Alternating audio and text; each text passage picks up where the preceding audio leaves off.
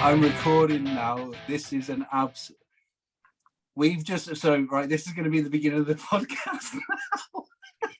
Oh, you're so Louis Theroux. We've just been talking for 10 minutes, open and honestly, and I've not been recording. So we're gonna fly through all that. Yeah, Catflap chat. I think I can remember what I said anyway. I've got Noel Sullivan here.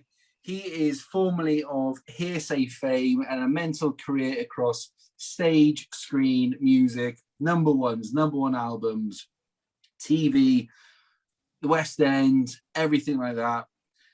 This is Catflap Chats. Have a look at the website at catflapchats.com. We're doing a load of stuff with a load of sponsors. I've got a tiny rebel. That's the first 3 minutes of the podcast done. That was amazing. Really, in a nutshell there. Well done, guys. Yeah, 100%. Noel's in France now because he's bought a house out there last year. Take us away. Okay, so basically, I put in an offer on a place in the Pyrenees, like an hour south of Toulouse, last July. And I got the keys on the 23rd of December, just before Brexit. Basically turned up here on the 23rd to like a dead man's house with no, all our family got stuck in the UK. It was just me and my fella. We were supposed to be here just for 2 weeks and we're still here. So we're spending our time like trying to renovate, like learning to renovate, documenting it all on Instagram on my little French renovation. No, just little French renovation, whatever. We're having a good time. So I did say originally when we first went through this, why France? And you were telling me a lovely story about the French and the house and the Christmas dinner. So I'll let you do that again. Okay, all right, yeah. So so when we just turned up here and it was pretty bleak. It's like -5. We didn't know how to work. The central heating's all run on like oil. Like I don't know. I was just like, I don't know. No one speaks any English. I don't speak very good French. And basically on Christmas Day, they'd left us this old cooker from like, it must have been from the 60s. And it just had 2 gas rings working on it. And so we were trying to cook our Christmas dinner and I look in the morning and the oven won't turn on. So I ended up like spatchcocking the chicken and then cooking it on the living room fire. Did like you not on an actual spit? No. But I managed to like piece together like a little barbecue vibe and like, we were smashed by the time the chicken was cooked anyway. We could have been anywhere. We said now that that's probably going to be our Christmas tradition from now on, is that we only cook the chicken on like an open fire, like proper Bear Grylls. Love that. Absolutely love that. You want to take it outside with like a nice little marquee or something, get a big roaring fire going and just sit there all day. I'm gonna, next year it's going to be like a pimped up version. I'm going to have like an automatic one of that, like at a posh wedding. Yeah, you're going to have to like make it a bit better and more extravagant each year now. Exactly. Well, hopefully it'll be more than just 2 of us next Christmas. Fingers crossed. Well, we can see what happens now with Brexit and travelling and COVID and all the other wonderful... All the fun things. That we've all been going through. So why you were explaining just why France then? You said about your family had that sort of French theme. My grandmother was a classical musician from France. And so I grew up in I used to stay with her on the weekends when I was a kid. And she would take me to my music lessons and all that stuff. I've just always had a love affair with it. And then I just looked at like basically the kind of properties that you could get abroad, and I've been looking. I've done a couple of years of research, and I was just like, there's something about the French countryside properties that just does it for me. I like old, but I don't want to live in a new build. I want things that are basically falling down, crafty, but look really cool. Exactly. Cost a fortune to heat, like holes in the roof, like everything's falling down. I've got crazy ass neighbours with 1 million dogs. It's mental here. It's absolutely mental. But like it's the best place for me to be right now. Like because there's not a full lockdown in France. We just got a curfew from 6 p.m. to 6 a.m. Okay. And I've got the mountains literally outside the door. So we're going to start hiking, and like if it gets too much, if they're stripping the walls and trying to build whatever goes tits up, then we just get out, which is really nice. Yeah, that's amazing. That it's on your doorstep as well. Like, Yeah, I find it feels like Wales, but sunny. yeah, You know what I mean? Like it looks like the heads of the valleys. About the same amount of people can speak English. yeah. Oh, I love that. That's class. And I was, again, like I said, just off, like, I love the fact you're one of those people that just goes and does it. Like me and other people I know will deliberate and then, dawdle, and then the opportunity goes and you convince yourself it wasn't the right opportunity anyway. You've just gone and fucking done it. It just all happened at the right time. And you've got to go with it when the doors are opening in the right succession. Like I am a big believer. I don't think that everything's like plotted out for you, but I do think like you can sense when the time is right to chase something. Like especially when you've had so much. Like for me, I've had so much rejection in my life. Like I've so many doors like slamming in my face that when I feel like something's the right way to go, either for me, for my head, or for my family, then I just dive in. I love that. Take us back to, you mentioned there about sort of music growing up. Hearsay, so again, like I was a teenager, so what was that, 2001, I was 16, so I was prime, Mylene Class, Kim Marsh, Suzanne Shaw, like, hello. Yeah. Take me back to before that, like music growing, because when you meet, like, I'm English, I was born in Plymouth, I moved here when I was 18 in 2004, and any Welsh person I ever knew, I just always thought, they must be able to sing. I don't know why, but it's just this thing about the Welsh love singing, right? Yeah. What was it about growing up, and why music and nothing over other stuff through sort of growing up in school? I just think I had a very because my mum was really young when she had me, and she was 16 in the 80s, so like that was almost unheard of. Yeah. And so my grandmother took part in caring for me on the weekends, and because she came from a classical background, my mum always played she's like a soul girl, so she was always playing Earth, Wind and Fire, Michael Jackson, I like Brand New Heavy, Simply Red, all that stuff. Like it just music to jam to, and then I go to my grandmother's and it'd be like Tchaikovsky and Beethoven and Bach, and and she kind of put me on track. I used to go to choir from when I was 6, and then I went to cathedral school for a little while, and like St David's college after that, and I always just pursued music. It was always, I don't know, like you said, like when there's a bit of tragedy in your history, it's nice to be able to lose yourself in something. Some people throw themselves into sport. For me, my escape was music, and there is something about singing. There's something about like performing, acting, that disconnects you from yourself. Like when you hit the sweet spot and you're in the middle of a song, it's like you don't exist anymore in it, and you're just part of. That sounds really wanky. Do you know what I mean? Like, I'm sure loads of people get it, but you just can kind of lose yourself. I just love that. I love I've always loved it, and I always will do. But you're right. Welsh people do tend to. I just think we just like to let it all out. Do you know what I mean? It's so part of our history and our culture, and chapels and churches and stuff. And that's where it all comes from. And like I've got I played up growing rugby, and I come up here, thought I was good at rugby, realised I was absolute dog shit compared to people here. Yeah. But every rugby club here had a choir, and back home, like in Plymouth, if you were in a choir, you'd be getting bullied. Like, do you know what I mean? Like, there was I know it exists in a different place. That's why we're so good at the national anthem, like because everybody's taught early. Scare them with your voice, boys. It is. I reckon it's up there with the best anthems in the world, though. Definitely gets me every time. Love it. Yeah. Six Nations is like the highlight of my year, just for the singing.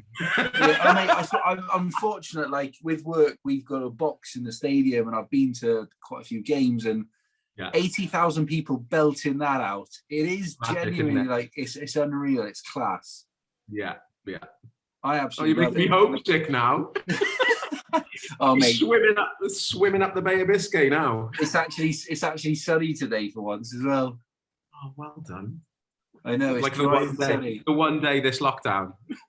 Although you look out the window and you can see mountains, I can see the Heath Hospital and No, Noah's Ark Children's Hospital, mate. So I think your view is better than mine. Yeah, that's cheery. Yeah, just seeing the ambulance, the air ambulance pop in now and again. Like, it's the highlight of my day. What a view! Aye, to be fair, it's good little area. To be fair, I can't complain. Enough about that bollocks, anyway, because no one's here for that. If anyone's here at all, they are not here for that shit. Let me For the tell view. Mate, what was like? You had a bit of a story, which again, like I just went to school, uni, didn't really think about traveling, didn't know what Ibiza was, didn't know what the world was. Like it was Plymouth, Cardiff, no boys' holidays, nothing like that. Yeah. You kind of like, you obviously grew up with music, but you toured America, you went to Ibiza for a few years, and that was all before Hearsay and Popstars. Like, what was that like as a sort of older teen, like 16, 17, 18? What was that like? You know, it was great because it was around the time of my A-levels that I started seeing singing as a potential career. And it wasn't until I was older that I really had that. Like, I always enjoyed doing it, but I didn't really know much about musical theatre or seeing that as an option. And like I toured with a male voice choir as a musical theatre soloist, and we saw so much of the States over like a 3.5 month period when I was about 17 or 18. And it really opened my eyes. I was just like, I just want to do this now. Stuff, you know, like, and I'd worked on the Tesco's fish bar at Culverhouse Cross. I'd worked in British Gas on Churchill Way, and and then done loads of bar work. Like I was like working in Scott's and Giovanni's and all these places, and I was just like, it was fun. I loved it, but as soon as I sniffed anywhere outside of Cardiff, I was gone. Like I just wanted to travel. I was bitten by the bug straight away.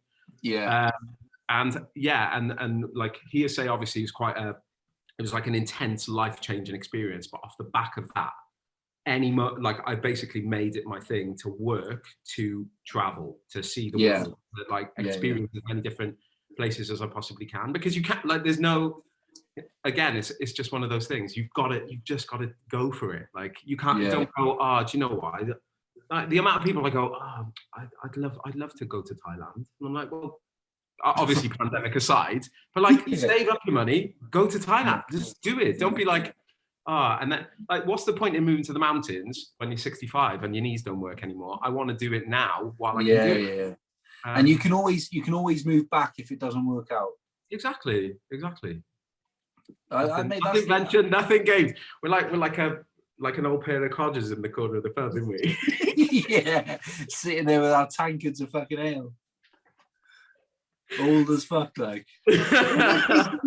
You are right though, mate. Like, I think so many people are worried about, especially in today's day and age. Like when you were doing that, social media wasn't really a thing. Facebook came around when I was in uni, like from say 2004, whatever.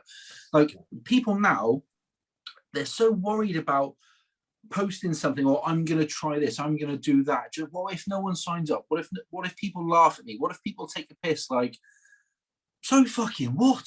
Do they pay your bills? No. So why do you fucking care? Yeah, I know. I mean, I found it difficult enough growing up in the environment where the papers were in charge. Like it was such a disruptive time for us. But God knows how I would have felt if every time I picked up the phone, I just had to open my phone and look at people's opinions. Like I'm not very good at that. Like if someone slags me off on the internet, I take it properly. There could be 101 good reviews, and there's that one person who's like, I thought he was shit.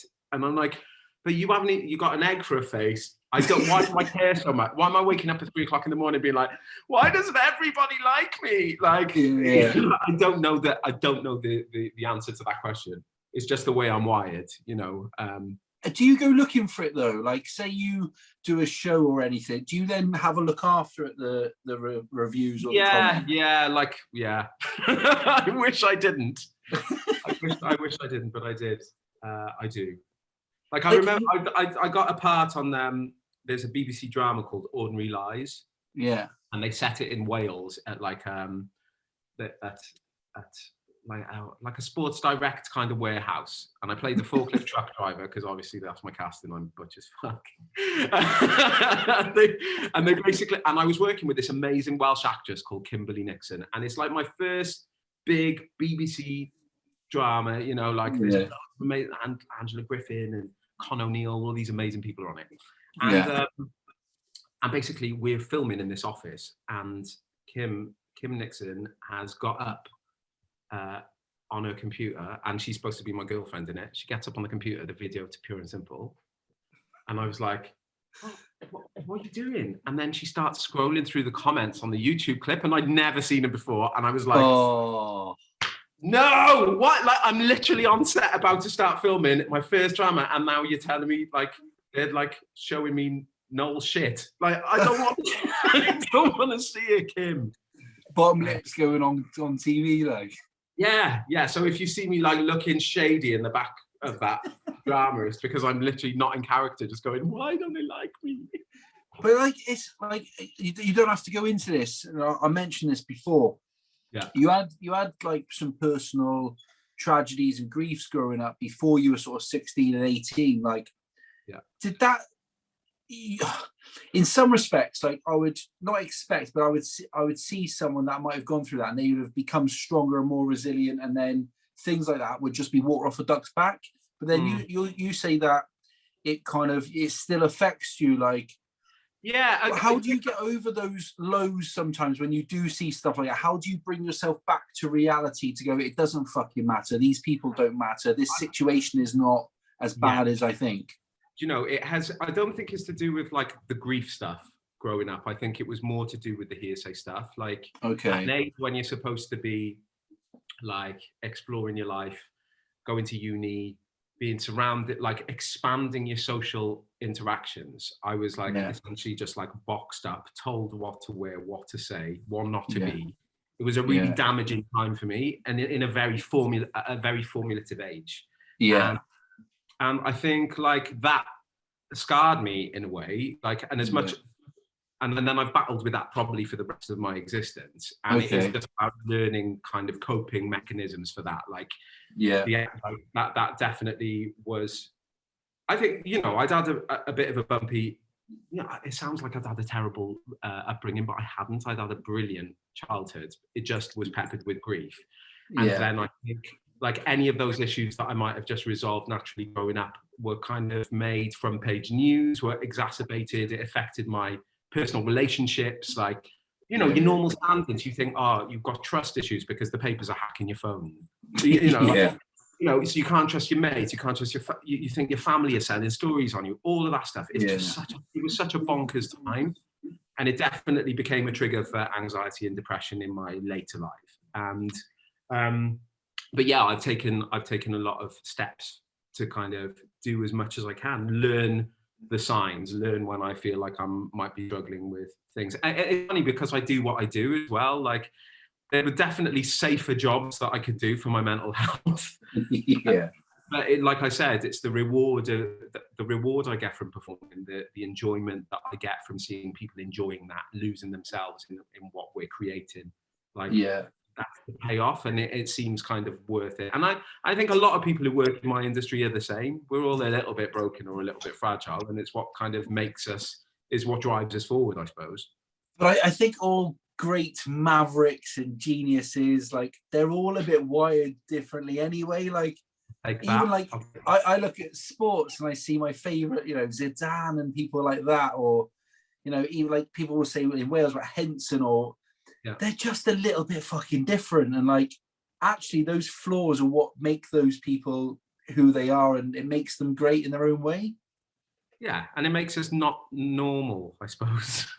No, but like, if being an actor or a performer, a singer, and not just any, but famous and, you know, #1 album, if it was easy, we'd all do it, because I can think of better. Like, I've got an office job. It's a good job at Capital FM's fucking class, right? But it's an office job, mate. Or could I be touring the world or touring the UK singing songs? Well, I know what I'd rather be doing, but it seems easy from the outside. No one sees the sacrifice and the hard work that goes in behind the scenes. Yeah, and it's a lot of dedication. I've sacrificed a lot to get to do that. Like, last year I ended up, it was like my dream job. I got to play the lead in School of Rock, that Lloyd Webber musical, at the Gillian Lynn Theatre on Drury Lane in the West End. Class. In my, like, turning into my 40s, right? So after all these years, after Hearsay, after all the slogging around, the touring, I was like, here I am. Like, I've absolutely nailed it. But it was the hardest thing I've ever done in my whole life. I had to put on loads of weight. I was like, it was the most difficult space to be in, because like in the night, the energy had to be so high, but you were so like not full of energy, because you were like trying to lug 17 stone around the stage, jump around like Jack Black, but he only had to do it on like once on a film. And you were doing like five shows a week. Yeah, juggling with the kids were amazing, but I had like a team of 3 teams of 20 kids, and they're all between 9 and 13. So like your co-stars are basically just in secondary school. They've never had any like on stage experience, and every day they're changing faces. 60 kids, you're just going, you know. It was so much, and I found it really hard. I found it really hard to keep my mental health up, because I was like giving so much, and there wasn't enough time to recoup. But then at the same time, it was. I had to keep telling myself people will kill to be in this position. This is like the dream, you know. So it's like a double-edged sword. But I don't want to sound like I'm moaning about it, because I'm not. It's like I'm really lucky to do what I do. But it hasn't come easy, I suppose. I don't think like we had. I don't know if you know Sophie Evans from. She was obviously in Wicked, and she was on here. She was on here before saying that. It is mentally, it is draining doing 1 or 2 shows a day, 5 days a week, 2-3 hours at a time. Like that is fucking tough to perform at that level. It's the focus, but also you have to remember that you're telling that story for the first time, and you have to make the audience believe this is the first time that they're seeing this. Like you can't, you can't for a second show this like. Oh, it's a matinee, I want to kill myself. Like you can't, you've got to just be like, you got to be in, you got to be on, no matter what's going on at home, no matter like if you've had a massive row with your partner and you've gone in a mood, or like you've been late or you've injured yourself. Like, they don't care. They've paid their money. They want to see the show, you know? And it is, and the repetitiveness of it as well. Like, it's not like, oh, I'm going in today, what's going to happen in work? It's like, I'm going to do the same thing as I did yesterday and the day before, exactly the same. And if I don't do it right, someone's going to come and knock on my door and say, you did that wrong. And, you know, there's that level of noting as well, where they're just like, that was wrong, try it more like this. Try, you know, you're adjusting, micro adjustments. You've got to think about that the whole time. But I think that was the hardest one, because like to just be on stage is like a one-man show for the whole time. It was whereas a lot of other work that I've done, you just like nip on.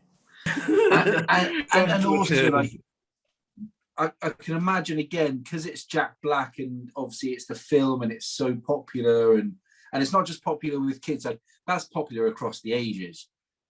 People will they won't compare you to whoever might have done School of Rock in the theatre before. They'll compare you to him. Yeah, I know. And that's tough. That must be tough. Yeah, I know. It's not about. I mean, there are worse people to have to get compared to in there. But it also tells you where you've got to up your game to. It's like, of course. That was a pat on my back when I get the job, and they're like, wow, they think I can do this. This is great. You know? Yeah. When that finished, I took myself, like, I was like proper running on fumes when I finished that job. Yeah. And then that's when basically, this is going to sound well wanky, but I took myself off to like, but James was working on, he was choreographing The Greatest Dancer, that show that was on BBC One last year. Yeah. He worked closely with Oti Mabusi. Anyway, he was working on that, and I was like so done, like I'd never been done before. He was like, why don't you think about like going and do like a little retreat or something? And I was like, well, yeah, like go all eat, pray, love now, is it? Boy goes eat, pray, love. Like, no, that never happens, does it? No. Anyway, I went to Sri Lanka. I went to like an Ayurvedic retreat for 3 weeks. And I basically went and like did yoga in the morning, yoga in the evening, had all the like, Ayurvedic head massages, like this big detox thing where they gave me loads of tablets and I like shit myself for 3 days. It was, I mean, and you just like vegetarian the whole time, like all these like weird tablets you had to take. Anyway, it was the first time in my life that I took a step off the belt and had a little myself.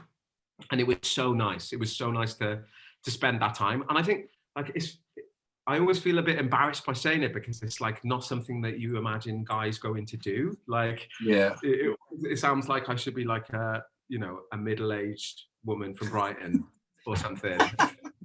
I don't know why that is, but I met a lot of them there, I suppose. But it's like having the ability to take time out instead of like what I usually would have done is just kept going until I burnt out completely. And just smashed all the time, go out and But this time it was like, okay, I can feel that I'm lacking something. What is it I need?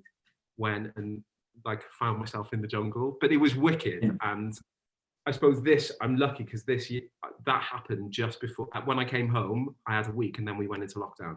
Yeah. The first one. So I was like in this great mindset where I was like, great, we'll get up. We'll do a bit of yoga. We'll in that mindset. And then it just like slowly declined. And then like by like week 3 of lockdown, I was like drinking at 12. And all my Zen had gone right out the window. Like, but that's all you need to do, just recharge, and then it just empties again. At some point, you'll just recharge again. Like now, you're having a shit day now, go walk in the mountains. This is it. But that I suppose that's what it taught me. It was like the extreme version of doing it, like locking yourself in that environment.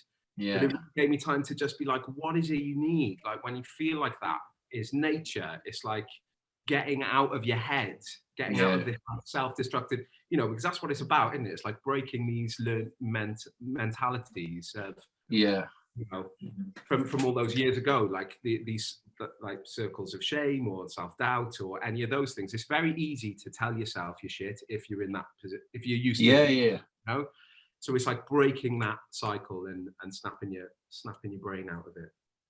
I like it. I'm a big fan of that, pal. I think like they're called dendrites, like the attitudes and the behaviors that you teach yourself. But it's so like it's easy to teach yourself the right ones and the good ones and be on one side. But for some reason, as a society, and I don't know if that's because of we're comparing everything, and a few of my friends said recently, like, comparison's the thief of joy. We're just comparing to something that's always bigger and better, and we don't achieve it. Well, you're a failure, you're a disgrace, you're not happy, you're carrying too many pounds, you're this, you're that, but do you know what, I don't think it's anything to do with society. I think it's just like we don't know how to ask for help in changing our you can't always do it on your own. Like some people just like go and see like saying, I don't even know, I'm not feeling happy, I need to talk to someone about it. For some people, is like, for me, was one of the hardest steps I ever had to take. Like admitting that I was not feeling okay was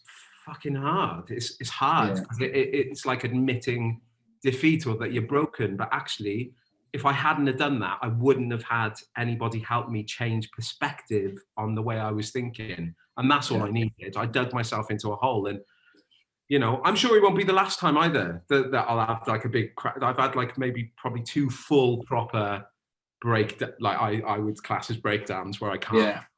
It's just dark. And I think, I think the last one was a couple of years ago, and I really had amazing help and support with my family, because I was more open to asking for help as well. When the first one happened, I was so young, I didn't really know what the fuck was going on. But this time, I think age and experience teaches you when, and also my mum's a nurse, which also helps, because she's like, you don't look right. Get out here now. Oh, brilliant, mate. She'll kill me for that impression. She's You'll have a clip now when you get next. I will have a clip. What was it like to be like in 2001? So for people, there's a generation of people who won't know what Popstars are, right? So Popstars was the original The Voice, Pop Idol, X Factor. Basically Let me explain this for those people who don't know what it was. Yeah, go on. Imagine the X Factor, but like the guinea pig version where nobody knew what they were doing and they took 5 kids and then just like car crashed them into fame. That was us, really.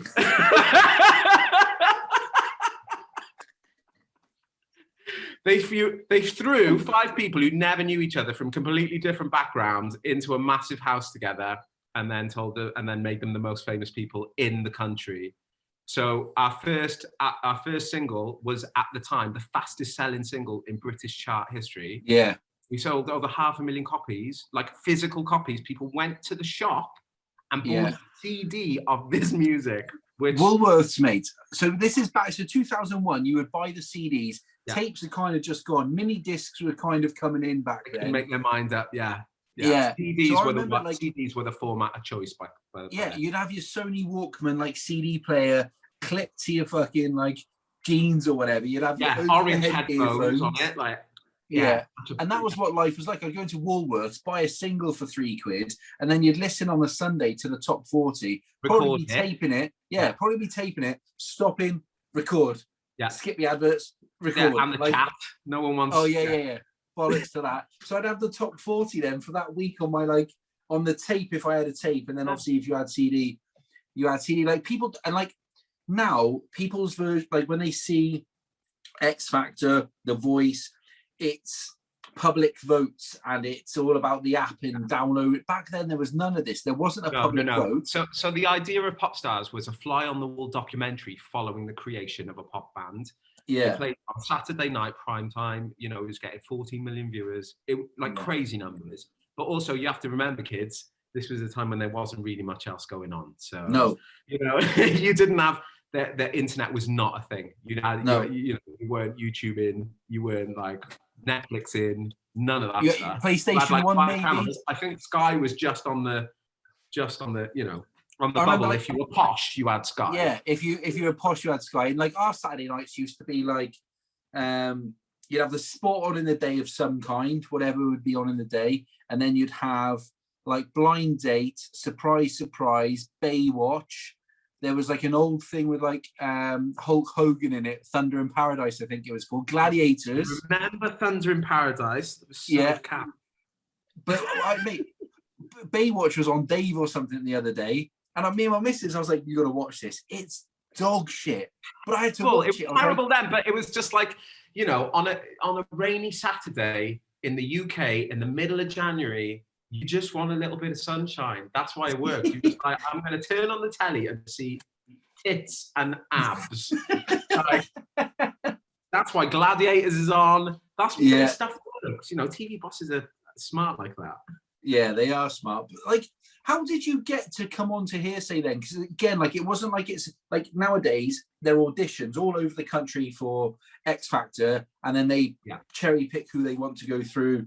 It was just like that. So I just done a season in Ibiza, working out there as an entertainer, and I was doing like singing in all the bars and all that stuff. Yeah. I came back, and my mum's friend had cut out the back of the Echo. Popstars wanted. There was an ad in the back of the Echo, and basically I turned up to the stadium for this. Like now, if you see the queues for X Factor, it's ridiculous. We did it, I think that. I mean, there was still a lot of people, but it wasn't like Dermot O'Leary's outside. Everyone's going nuts aside and getting out the car. It was like, who the fuck is Nigel Lithgow? He's like the boss of ITV. No one knows. No one knows who he is. But yeah, I went along to the stadium, did a couple of rounds of auditions at the stadium, then got called to Birmingham to the NEC. We did a boot camp thing there, and then the final 30 got invited to London, and then over a week got whittled down, and we did this thing called the Green Mile, where we had to like walk in and speak one-on-one to the judges. And then they basically they shipped us into they picked the final 5 and they put us in a mansion in North London, and then just started messing with our lives. It was mental. And like, I had, because it was a documentary. It wasn't like a prize to win. Like like you said, it was fly on the wall behind the scenes, and you guys became, like you said, the most. This was, I don't know if it was before Spice Girls or like bands like that, but it was after Spice Girls. It was at the height of like bands and boy bands and pop stars before social media, so you couldn't. Yeah, of course. Like, it was that era of like, so we were in the vein of like S Club 7, Steps, that kind of like Noughties pop, Five, Bewitched, all the greats, mate, all the greats. Mate, I still love them now, pal. On Spotify, I love a bit of 90s pop, man. I was love it. It's fucking class. Like, how did you deal with, again, like, how did you deal with the fame? Because the performing bit comes second nature to you by that time, surely, because you'd have toured America. You, like you said, you've done Ibiza. That was easy. How did you deal with the fame and like you said, the papers and the press? And how did the other guys feel? Like, how did they find it? How did you find the dynamic of people you've never met? Like, what was that like? You know, it's funny because for a number of years, like after it had all finished, because in a nutshell, what happens is like, everybody built this band up, but there was nowhere for it to go. It was like it exploded and then burnt as high and bright as it possibly could. You know, now if you win the X Factor, they take you away for a year. You learn how to be a pop star. You record a banging album. You get a look right. They didn't do that with us. They were like, you won, wear this, do this, say this, don't say this. No, fuck, shit. You know, like nobody knew, no one knew. The management didn't know what to do with us. Record company didn't know what to do with us. They never had anything like it before. Yeah. So then it becomes overexposed. You're on everything. Everyone gets sick of you. The papers then turn. I mean, they're all in your phones anyway, like digging about in all your business, doorstepping your family, getting all like the kiss and tells on you, all that shit. And then basically they start to turn public opinion. They're like, these creatures are the devil. Like, you must hate them. And we're like, we only sung some pop songs. We haven't like mugged your nan. Like, I don't know. But it does translate. If people are reading this stuff every day, they're like, oh, yeah, they've got right up their asses. And remember, we've been followed by a documentary crew. So you saw us as like normal people who live around the corner. And then that was taken away. And now we're presented as pop stars. So you lose that voice of being a normal person. And then everybody thinks that they can just tell you all about yourself. So like if I was walking down Caroline Street on the weekend, everyone would be like, you're the fucking twat. Okay, well, this is not great. You know, that's where it got to. So I ended up going to the States for a while. I went to work away. I couldn't, like, I just didn't want to be here. And it was a tricky time because I was like, I'd been thrown on the scrap heap at like 22 and told, that's it now, game over. Yeah. So it was basically, I suppose I had to then find my purpose and find a new direction. And that's when I found theatre. Like, I'd always been interested in it anyway. I loved going to see shows. Yeah. Basically, I just clicked into what I thought was going to happen before Hearsay. Do you know what? Like, I found, I went back to that. I was like, instead of just waltzing into the West End and being off a TV show, I made sure that I made a conscious decision to, like, earn my stripes in the right way. Go away. My first job in the theatre was in Jersey. My second was in Edinburgh. Then I did a load of national tours. I didn't make my West End debut until 2009. I played Danny Zuko in Greece. You know, so it had taken all of that. It's like 8 years of just doing paying your dues. Yeah. Because I wanted to build a career then that no one could grab the carpet out of from underneath me. Like, I'm not having that happen again. And then anything that... No, I was going to say, is it cutthroat where people, like, if you walk into an audition or something, then people have already got a preconceived idea? Because at that time, again, you didn't have social media, so you couldn't be yourself in front of however many thousand people that follow celebrities nowadays or whatever. Like, did you have those preconceived ideas given to you that, well, you must be like this, so you're not getting this part, or we think this is right for you because of... The thing is, I a lot of things, I wouldn't be seen for a lot of things because I was in a pop band. It's so weird. It's like, if you do one thing in this country, that's the only thing you're allowed to do. If you're in the States, like, you can do anything. If you're on Broadway, like Hugh Jackman started on Broadway, then like smashes in the movies, and they allow you to do different things. Whereas here, they're like, oh, well, he was in a pop band, he mustn't be able to sing. And I'm like, no, the whole point of getting into the pop band is because I could sing. Yeah, yeah. And you have to like prove yourself in a new realm. And then, you know, and then 10 years later, I'm doing shows like We Will Rock You, which you can't mess around with. You're singing Queen songs every night with Brian May on the guitar, and you're like, class. You can only do this if you've got the pipes to do it. That's my pat on my back then. That's me going, do you know what? Then I've earned this, and I know I took the right decision. But in the early days, for sure, it was like, no, sorry, we don't want to see him for that. He's too pop. And you're just like, this is nonsense. But what has been good about that is that it's kind of given me something to fight towards. Do you like it lights a fire under you to prove them wrong? You know? Yeah, of course. Like, how have you found coming through? I'm like, I was looking at some of the shows, like they're all, you know, Grease. You've done, Flashdance. There's Love Shack, Fame. What was it? It's Only Life. School of Rock is obviously mental. We Will Rock You, massive. Like, they're not just. And this is no offense to anyone that does this, but they aren't just your Christmas pantomimes, which is slapstick and funny. Like, these are massive UK national, like, tour West End shows that you've done. Yeah.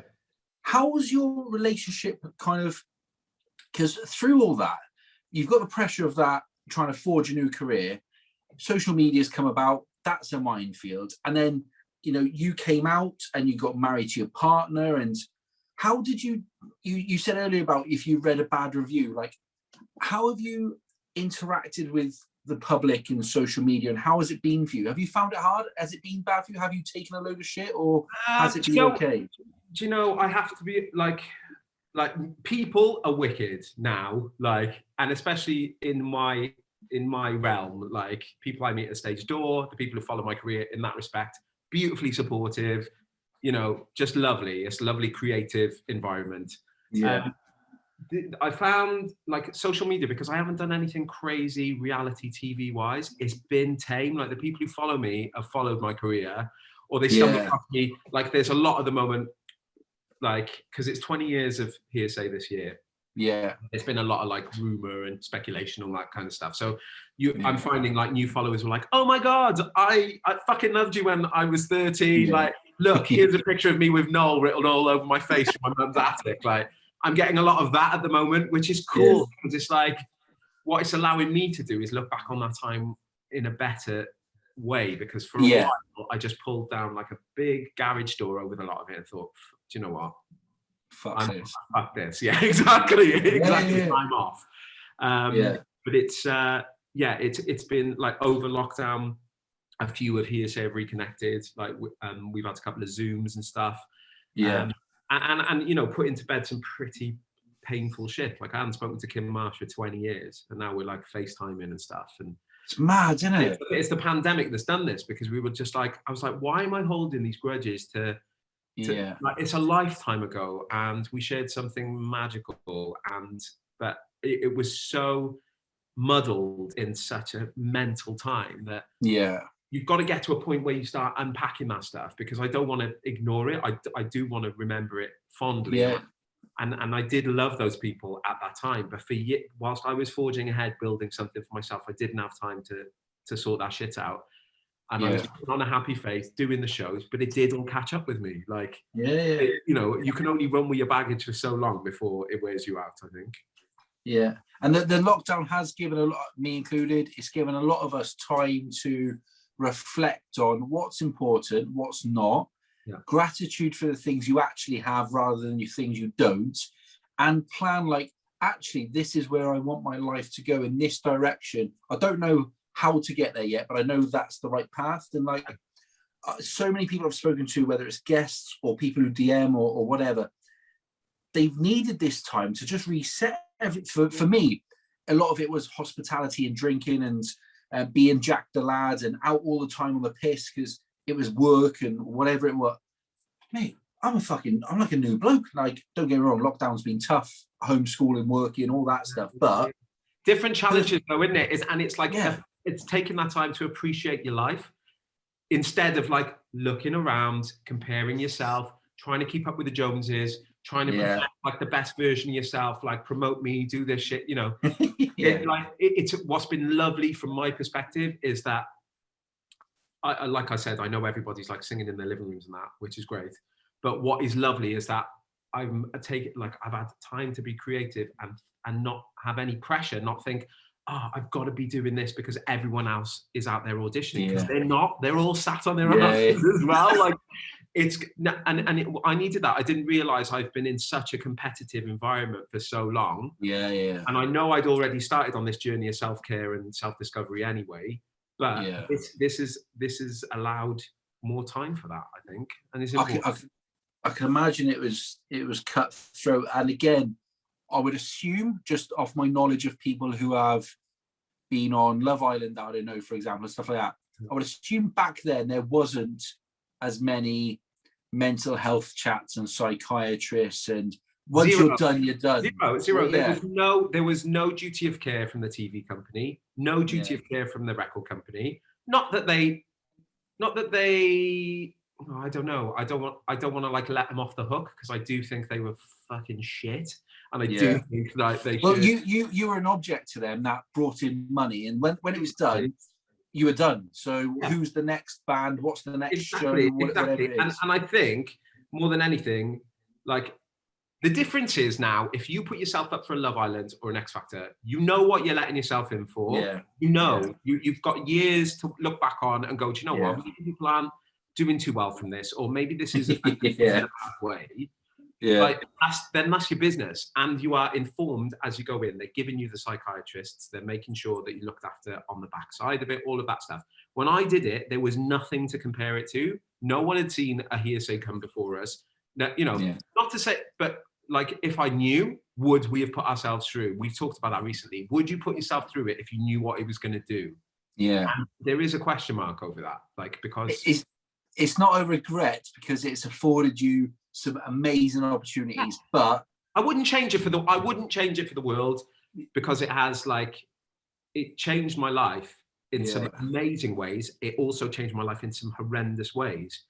But it's made it interesting, and I'm not working in British Gas. Like, not that there's anything wrong with that, but I fucking hated it. It was so shit.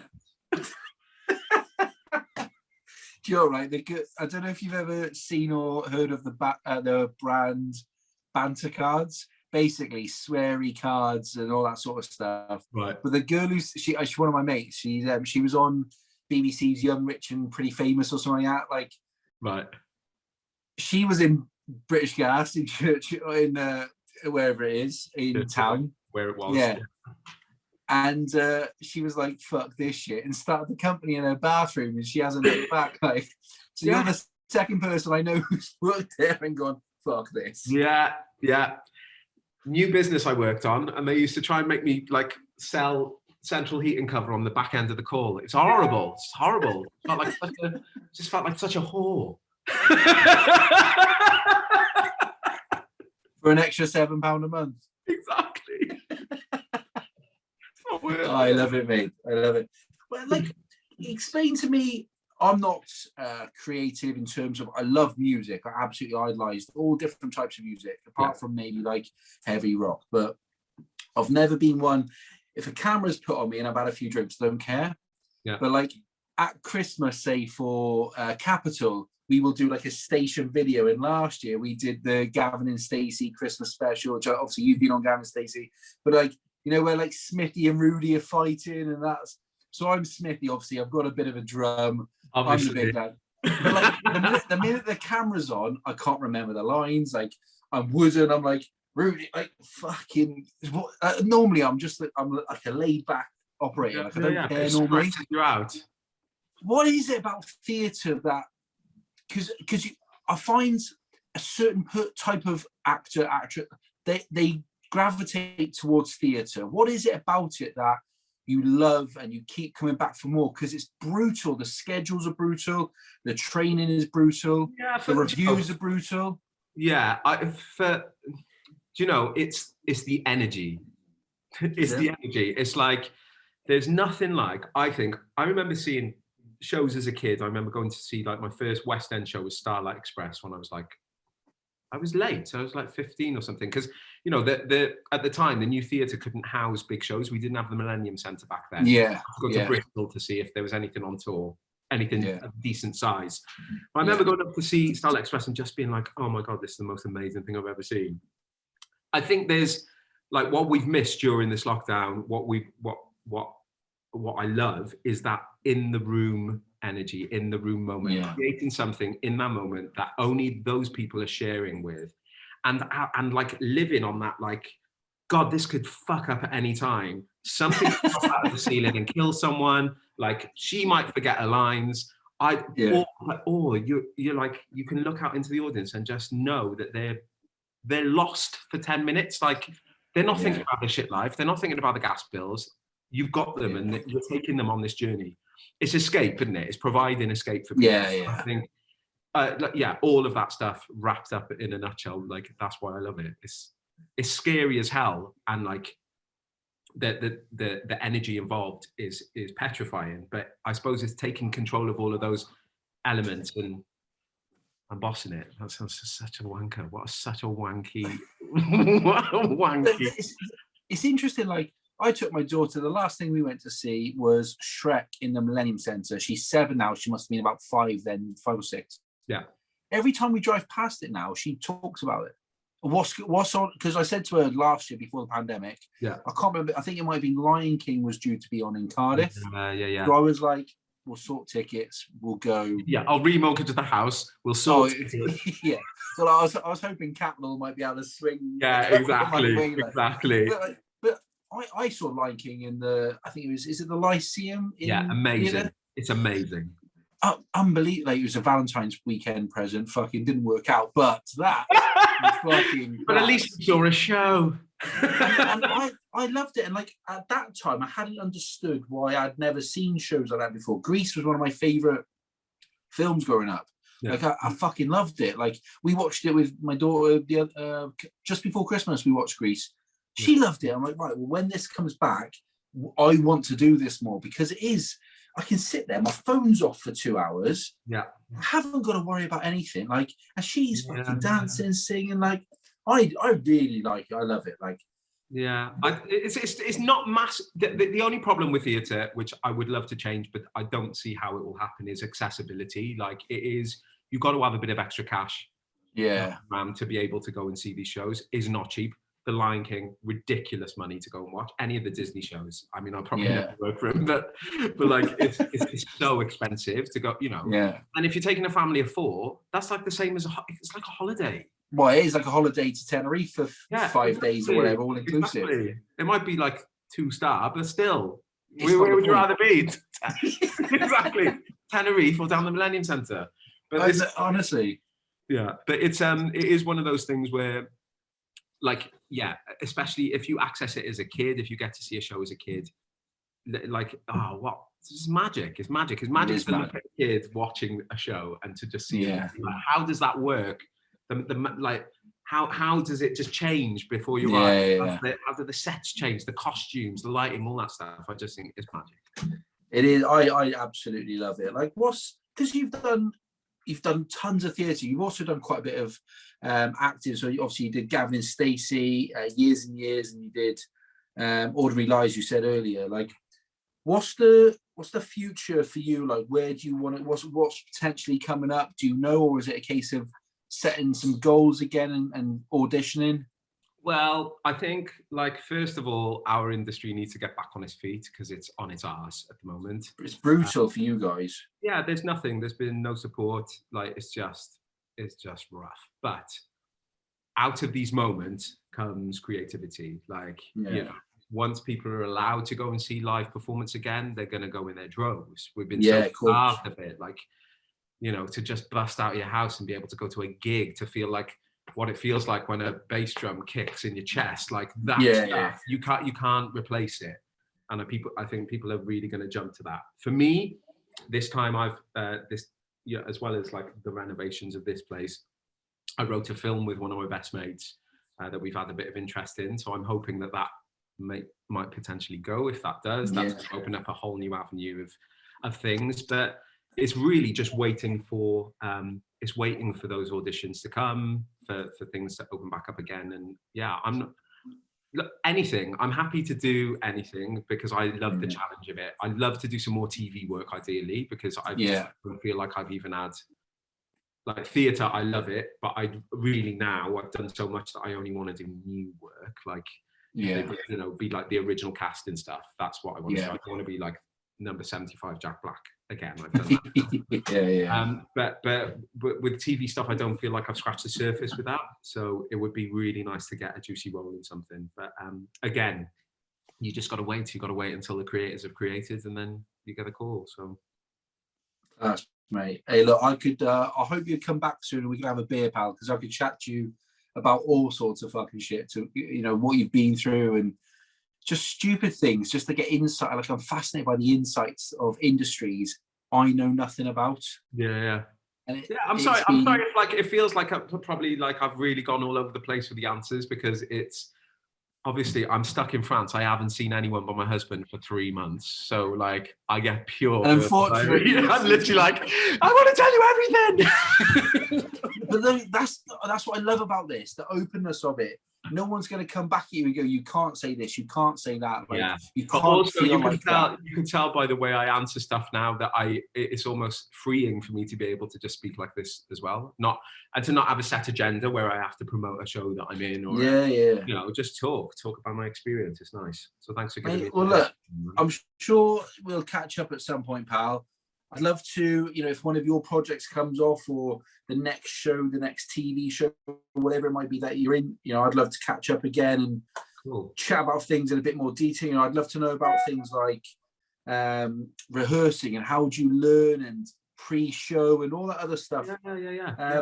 One last thing, like, what if you know, say there's a 14, 15, 16-year-old looking to get into acting or theatre or singing, like, what bit of advice would you give them to be able to take away from this and just to give them that little step up? I'm going to say it's a brutal world out there. Like, the competition, that obviously, because we've got all these shows now that just teach people that they want to be famous. Know that you're doing it for the right reason. Be a master of your craft. Learn all of the things that you possibly can, and practice. If you're a singer, be the best singer you can be. Sing all the time. If you want to be an actor, research, look at your favorite actors. What makes them great? What are their tricks? You know, and study. The only way I think now, being that age, to succeed and break through is to be like the most ferociously focused at it. Do you know what I mean? It's not. It doesn't cut. And the other thing is just thick skin. Build it as soon as you can, because you're gonna basically everyone is gonna tell you your shit most of the time. And then you've got to go and put a happy face on and perform. What am I doing for a living, man? What am I doing? You're making me like, next time we speak, I'll be like, yes, I'm a beekeeper now. Hey, mate, I don't know how much land you got out there, but get the vineyard going. That's what we want to see. A bit of French wine, mate. There's a small park out there. Love that. That's what I want to see. Some Noel Sullivan wine. Yes, mate. I mean, as if I wouldn't drink it before it got out of the door. This is the worst business in the world. I've not made a penny. Why am I skint? And I've got a headache all the time. Yeah. Oh, I love it, mate. Hey, look, thanks, Pat. I just want to say a massive thanks to Tiny Rebel Brewery for giving us the beers every episode. So I really appreciate that. Head over to the website, catflapchats.com. You can find our amazing partners. You can find all the back catalogue of the podcast that we've done. Check us out on Instagram, Twitter, Facebook at Catflap Chats. Check out the morning videos we put together with JBG Group, just little bits of inspiration and motivation from the various guests every morning, funny stories and that sort of stuff. Biggest thanks. Oh, check out the merch on the website as well, catflapchats.com. We got hats and all sorts. I don't know who's buying it, but we got all sorts. Yeah, we got all sorts on there. Hats, there'll be socks, there'll be fucking whatever. I think I've sold about 6, so happy days, mate. Hey, look, I'm a bit like you now. I'm kind of like, I enjoy this, so who fucking cares? Let's have a crack in it. If it doesn't work, what if I lost? Mate, it's great. You've got a really easy way of chatting, and it's nice. I feel like we've known each other for ages. Nice one. I know, it's the first time we've ever spoken. Hey, mate, thank you so much for coming on. I hope we do manage to catch up at some point. Definitely. I'd love to see you in a show, love to see you on TV. My daughter will be asking who I've been talking to, so I'm going to show her Hearsay on Spotify now, and she's going to be belting that out. Amazing. And if you want Thank you so much. If you want to follow our little renovations, yes, check us out on Instagram. We're Little French Renovation. And what's your social? The Noel Sullivan, just in case you get confused with others. I'm going to Google others now and see what comes up. Hey, I love it. Thank you so much, pal. You look after yourself. Enjoy France. Have a good weekend. And you, and we'll catch up soon, okay? Cheers, buddy. Take care. All the best.